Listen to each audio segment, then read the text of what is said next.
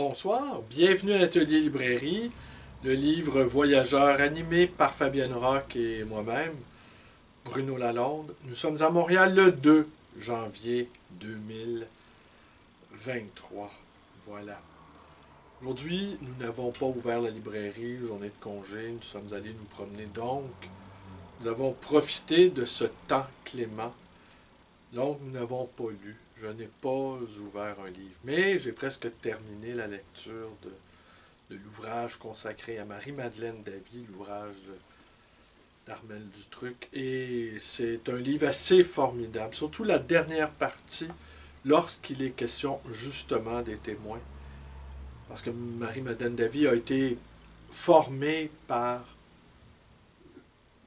des philosophes, par des penseurs, par des écrivains, par des mystiques aussi. Et autant de formateurs qui sont devenus des témoins d'une pensée. Au fond, ça serait ça à la limite. Nous n'avons pas de maître, mais nous avons des témoins. Et aujourd'hui, hier, j'ai commencé la lecture de celui-ci, Emmanuel Loyer, L'impitoyable aujourd'hui, et sur le bandeau qui enrobe le livre, on y lit « Lire pour vivre avec son temps » ou « Lire pour ne pas vivre avec son temps ». Et Emmanuelle Loyer, c'est une historienne qui a consacré une importante biographie à Claude Lévi-Strauss. Et dans cet ouvrage qui est consacré à la lecture, mais du point de vue d'une historienne. Et on a compris depuis longtemps que la littérature peut nous renseigner mieux, ou en tout cas autrement, que ne pourraient le faire les historiens. Alors je picore dedans, je lis des chapitres, et il y a un chapitre qui a retenu mon attention. C'est celui sur la relecture. Et ce qu'elle dit, c'est qu'à partir d'un certain âge, on se met à relire. Bon, pour ma part, j'ai commencé à relire très tôt. Et en fait, je pourrais limiter ma bibliothèque, sans doute comme la vôtre, à quelques dizaines de livres. Mais je ne sais pas me retenir, je ne sais pas me retenir. Voilà.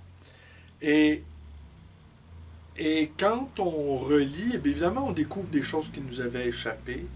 On se remet dans le même état, dans l'état d'esprit dans lequel nous étions lors de cette première ou deuxième ou troisième lecture. Mais avant, je voulais vous raconter quelque chose d'autre. Et peut-être que je ne vous parlerai pas ce soir de ce titre, L'impitoyable aujourd'hui, que j'ai omis de vous révéler, d'Emmanuel Loyer, paru chez Flammarion. Quel titre, hein? L'impitoyable aujourd'hui. Alors, je vais vous raconter quelque chose. J'hésitais avant de vous en parler. Je me disais, je ne peux tout de même pas débuter l'année. Mais en même temps, je me disais, non, je ne peux pas non plus omettre ce que j'ai entendu. En fait, la vidéo de ce soir va être courte, étant donné que j'ai passé la journée à me balader et au fond, j'ai assez peu réfléchi, j'aurais envie de dire. C'est oxygéner l'esprit, Fabienne et moi. Deux choses qui m'ont frappé 2 ou 3 jours, il y a 2 ou 3 jours. J'ai un ami qui est professeur de philosophie au collégial.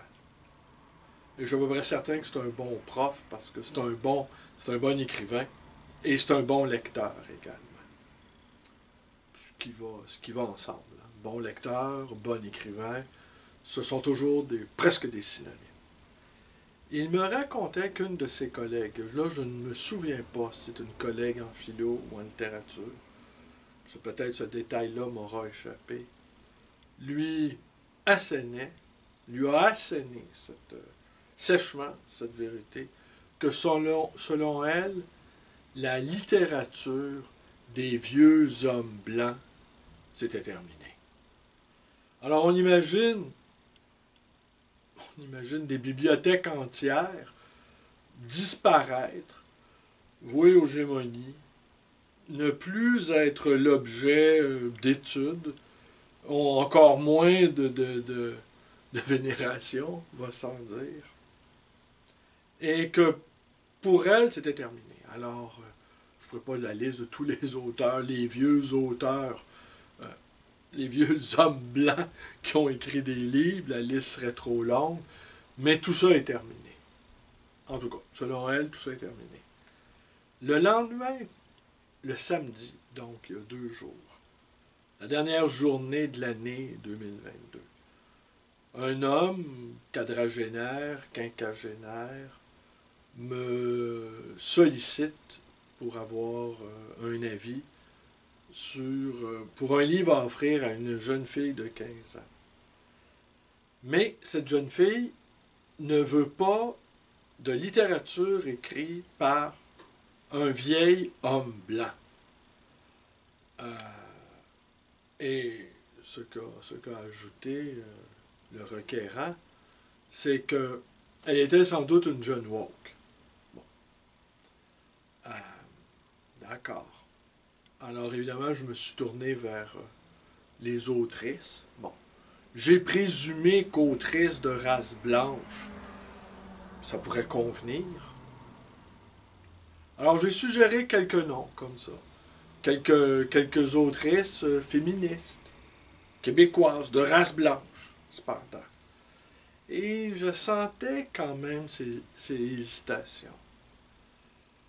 Alors, j'aurais pu aller du côté des féministes de race noire, par exemple, ou des féministes autochtones, ou algériennes, ou iraniennes.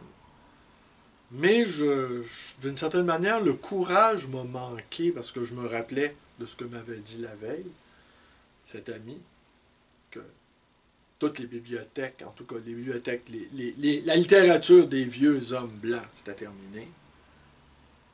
Et après, le lendemain, le désir de cette jeune femme, en tout cas exprimé par son beau-parent. Et là, après, je me suis mis à réfléchir et j'ai pensé à non pas Emmanuel Kant, mais à Vladimir Poutine, qui lui-même était devenu une sorte d'historien, se tournant vers les livres pour justifier son projet politique. Et j'en suis venu à la conclusion qu'au fond, les guerres font d'abord rage dans les bibliothèques. Et qu'en fait, oui, les guerres font d'abord rage dans les bibliothèques et elles finissent par sortir hors des enceintes des bibliothèques et finissent par répandre une sorte de poison, de fiel qui empoisonne l'atmosphère intellectuelle, tant et si bien qu'on peut en arriver à dire tout un pan de littérature n'existe plus, d'un côté, et d'un autre côté, se servir de ces mêmes textes répudiés pour dire, bien maintenant, on va bombarder des maternités. Et que, au final, le mépris des uns nous renvoie au mépris des autres. Et que si on imagine les bibliothèques comme étant des lieux paisibles d'études, de ressourcement, de connaissances, de sagesse, voire, et bien là, tout à coup, on comprend, en tout cas moi j'ai compris à l'aube de cette année 2023, qu'elles étaient également des champs de bataille. Les batailles commencent par des idées. Et après, ben, peut-être on peut entendre le fracas des armes. Hier, j'ai écouté une longue entrevue, de manière un peu distraite, disons, de Michel Onfray, qui se piquait d'être un moine soldat. Bon, je veux bien, moine soldat, mais je l'imaginais pas armé ni d'un glaive, ni d'un pistolet.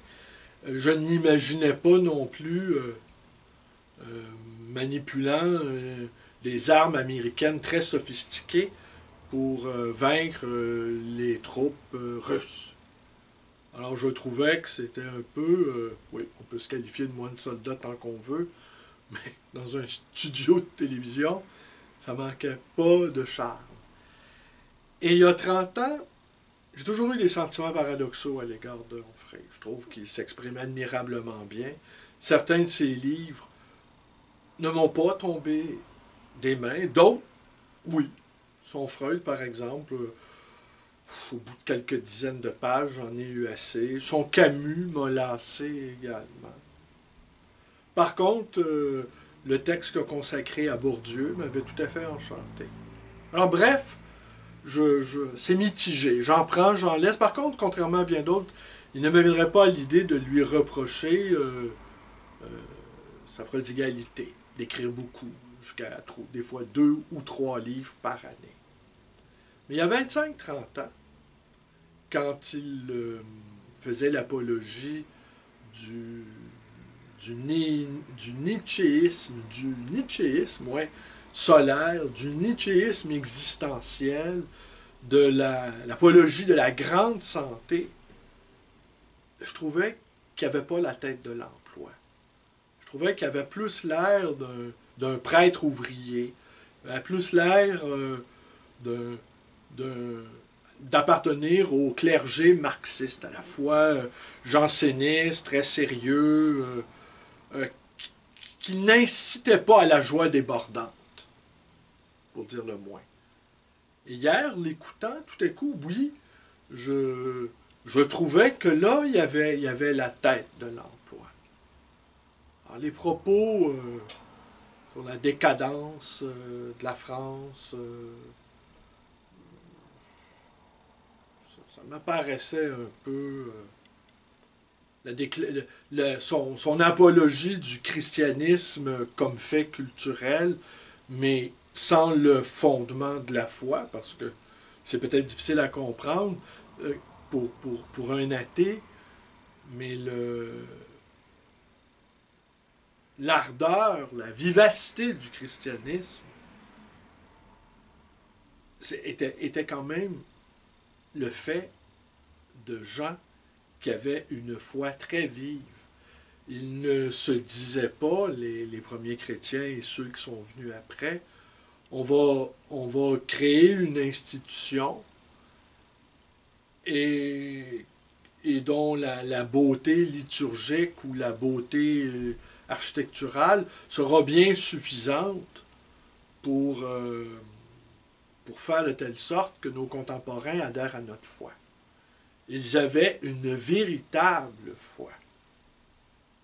Et aujourd'hui, défendre le fait culturel du christianisme sans ressentir les vifs fondements me semble un peu étonnant. Presque un truc d'esthète, de la beauté pour la beauté. Mais les premiers chrétiens et les chrétiens du Moyen Âge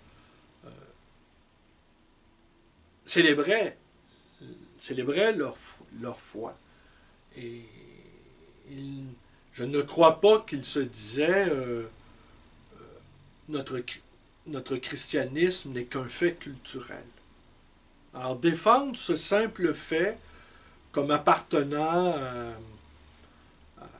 à l'histoire de notre civilisation, et que cela c'est bien suffisant pour que ça nous parle encore, ça me paraissait un peu court, disons. Par contre, là, je trouvais qu'il y avait la tête de l'emploi. Oui, là, il avait l'air d'un curé. Mais il y a 30 ans, quand je faisais l'apologie de Nietzsche, je trouvais qu'il n'y avait pas la tête de l'emploi. Pour moi, c'était un contre-emploi même. Il avait l'air trop sérieux. Sourit très peu, d'ailleurs, si vous ou d'une espèce de rictus un peu mauvais, entendu. Un homme extrêmement intelligent, va sans dire, mais en tout cas qui pour moi ne provoque pas beaucoup d'enthousiasme.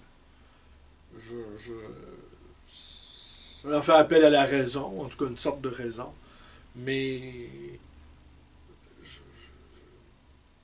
ça me donne pas le goût de, ça me donne pas le goût d'être heureux, quoi. Ben écoutez, en fait, je voulais pas vous parler de Onfray. Je sais pas pourquoi je vous parle de Onfray. Pourquoi où je voulais en venir? Oui, parce qu'évidemment, il est devenu un conservateur. En tout cas, c'est comme ça que ses ennemis le qualifient. Il défend des choses auxquelles il ne croit pas, c'est-à-dire le christianisme vivant. Il le défend comme un fait culturel à protéger, comme un fondement commun de l'Europe, disons, mais sans... C'est un corps mort, en fait, hein, selon lui. Un beau corps, cependant, où le sang ne circule plus. Le sang de la foi ne circule plus. Mais sans doute serait-il d'accord avec cette guerre. En fait, serait-il d'accord avec le constat que cette guerre qui se joue maintenant, elle se joue dans les bibliothèques. Et est-ce qu'elle se joue dans les bibliothèques, comme je l'ai dit au début, pour aller se répandre, ou les bibliothèques sont devenues, peut-être une autre hypothèse que je vais émettre, sont devenues le dernier foyer de résistance. Et une fois que le dernier vieil homme blanc sera réduit en poussière ou que ses livres qu'il aura écrits sera instampillé d'essai avec la petite étiquette accrochée au gros orteil. Peut-être à ce moment-là, les pathologistes se pencheront sur toute cette littérature écrite depuis l'Antiquité jusqu'à Michel Houellebecq, et on en viendra à la conclusion, eh bien, ici a vécu la vieille littérature écrite par le vieil homme blanc, et que la guerre est maintenant terminée. Je ne sais pas, mais ces deux propos m'ont fait réfléchir, en tout cas. Mais pas suffisamment, en tout cas, pour qu'aujourd'hui, ça m'empêche de profiter d'une journée de congé bien méritée. Car demain, je ne recommence pas encore à travailler, mais j'ai des choses administratives à faire. La paperasserie gouvernementale. Mais par contre, je reprends vraiment mes activités de libraire mercredi. Et sans doute, ça va être encore une année fort occupée avec des projets d'écriture, de publication, des lancements. On va avoir une soirée, là, une nuit de la lecture, je pense que c'est le 21 janvier. Je ne sais pas si on va pouvoir faire un Facebook Live, j'aimerais bien, je vais vérifier auprès des organisateurs. Et ça a lieu à travers tout le Québec, bibliothèque, salle de spectacle, et ça a lieu également en France. Nuit de la lecture. Nous, notre soirée va débuter à 18h et elle va se prolonger jusqu'à 3h du matin. Et sans doute vers 2h30 pour les derniers participants à cette soirée. Les gens vont venir lire des textes à tour de rôle dans la librairie, sans doute aux alentours donc de 2h30 du matin. Nous allons sabler le champagne pour célébrer et pour conclure cette nuit de lecture. Il y a juste une petite chose qui m'a emmerdé, je dirais, c'est qu'une des organisations qui chapeaute cet événement s'appelle quelque chose « Lire pour réussir ». Alors, lire pour réussir, pour avoir de bonnes notes scolaires, cette instrumentalisation de la lecture, ça m'agace un peu. Et bien souvent, lorsque j'étais à Côte-des-Neiges, ici ça m'arrive moins, mais lorsque j'étais à Côte-des-Neiges, la librairie était entourée par des collèges privés. Des collèges privés considérées comme dans les meilleures écoles au Québec, que ce soit Brébeuf ou Notre-Dame ou Stanislas. Voilà. Et de temps à autre, il y avait des parents inquiets de voir les faibles notes scolaires de leurs rejetons, m'interrogeaient sur comment donner le goût de lire à leurs enfants. Et je leur disais toujours, deux choses. D'abord, n'en faites pas l'apologie. Ne défendez pas quelque chose que peut-être vous ne pratiquez pas. Et si vous le pratiquez, c'est-à-dire lire, eh bien faites-le en cachette. Faites de telle sorte que cette activité soit appartenant à quelque chose qui n'appartient pas aux enfants, mais qui est hautement désirable. N'en faites pas cas, mais faites-le en cachette et peut-être laissez croire ou laissez des traces, en tout cas, comme quoi vous avez beaucoup de plaisir à faire ça. Et la deuxième que je leur disais, il y a un autre danger aussi. Peut-être que vos enfants finiraient par aimer trop lire et prendre en détestation l'école. Peut-être que vous seriez horrifié de constater que votre gamin lit du Nietzsche toute la nuit plutôt que d'étudier. Peut-être que là, tout à coup, lire pour réussir deviendrait lire pour échouer hautement, échouer de manière grandiose. Et peut-être que là, tout à coup, aimer, oui, mais dans une mesure utilitaire. Non pas aimer, quand on aime vraiment, on aime avec des mesures. On n'aime pas avec modération. Aimer juste ce qu'il faut. Aimer tièdement. Pour avoir de bonnes notes. Au fond, c'est ça à quoi vous aspirez pour votre enfant. Mais ça, je ne leur disais pas crûment, mais je leur faisais comprendre que, oui, peut-être que les résultats scolaires ne sont pas nécessairement liés à la lecture, mais que peut-être aussi l'abandon scolaire peut être lié à un amour trop vif de la lecture.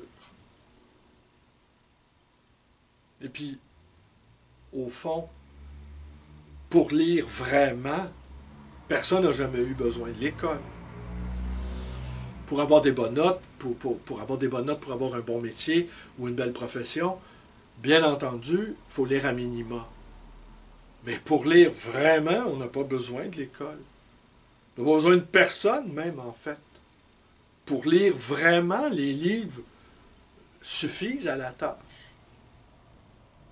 Il peut y avoir quelques intercesseurs qui mettent les futurs lecteurs sur la route des livres importants, mais ça va être comme des bornes indicatrices. Ça ne sera plus autrement que des panneaux indiquant le chemin à suivre.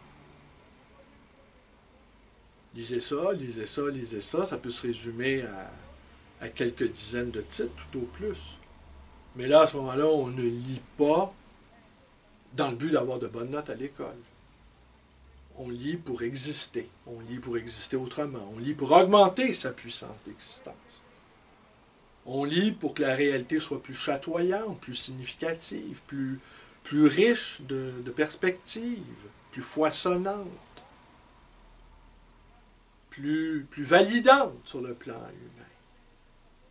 On lit pour pouvoir se dire qu'on marche du même pas avec Rimbaud, qu'on partage le même oxygène avec Nietzsche, qu'on se lance en politique avec Gramsci,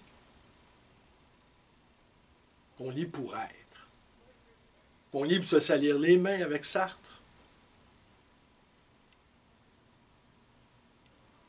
À demain.